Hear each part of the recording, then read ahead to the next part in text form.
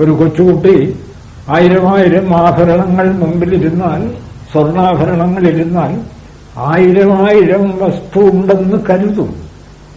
അവിടെ വസ്തു ഒന്നേ ഉള്ളൂ, സ്വർണം. പക്ഷെ ചിന്തിച്ചറിയാൻ ആ കുട്ടിക്ക് കഴിയുന്നില്ല. അതുപോലാണ് സത്യത്തെ സംബന്ധിച്ചുണർന്നു.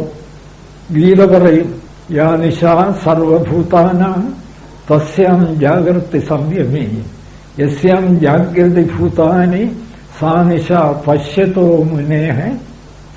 യാ നിശാ സർവഭൂതാനാം, മറ്റുള്ളവർക്ക് ഇരുട്ടായി വർത്തിക്കുന്ന സത്യം. കാണാനില്ല, അതാണ് ഇരുട്ട്. രാത്രി, മറ്റുള്ളവർക്ക് സത്യം രാത്രിയാണ്. യാ നിശ സർവഭൂതാനാം തസ്യാം ജാഗ്രതി സംയമേ. സത്യം കണ്ട മഹാത്മാവ് ആ സത്യത്തിൽ ഉണർന്നു വർത്തിക്കുന്നു. എവിടെയും അദ്ദേഹത്തിന് ആ സത്യം മാത്രമേ ഉള്ളൂ.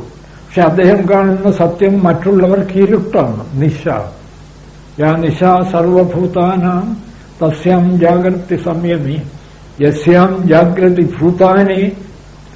മറ്റ് ആളുകൾ ഏതു വസ്തുവിൽ ഉണർന്നിരിക്കുന്നുവോ, നാനാത്വം, പലതുണ്ട്, അമീബ മുതൽ സൂര്യചന്ദ്രന്മാർ വരെ പലതുണ്ട് എന്ന തോന്നലിൽ വർത്തിക്കുന്നു മറ്റുള്ളവർ. അത് ഒരു സത്യദർശിക്ക് ഇരുട്ടാണ്. അദ്ദേഹം പലത് കാണുന്നതേയില്ല. ഇതെങ്ങനെ സാധിക്കും? അത് ഈ തത്വചിന്ത ഉറപ്പ് വന്നാൽ എന്താ സാധിക്കാത്തത്? 100 ആഭരണങ്ങൾ മുമ്പിലിരുന്നാൽ വിവേകിയായ ഒരു മനുഷ്യന്റെ ബുദ്ധിക്ക് കനകൈക മഹാബുദ്ധി, അവിടെ കനകം മാത്രമേ ഉള്ളൂ. അതുപോലെ ശാസ്ത്രീയമായി വിചാരം ചെയ്ത് സത്യം ഒന്നേ ഉള്ളൂ എന്ന് ഉറപ്പിച്ച ഒരു വ്യക്തിക്ക് സർവവും സത്യസ്വരൂപം. അതാണല്ലോ രമണ മഹർഷിയോട് കുറെ പേര് ചോദിച്ചു, അങ്ങെന്താണ് ഇങ്ങനെ പകുതി ഉറങ്ങിയതുപോലെ ഇവിടെ ഇരിക്കുന്നത്?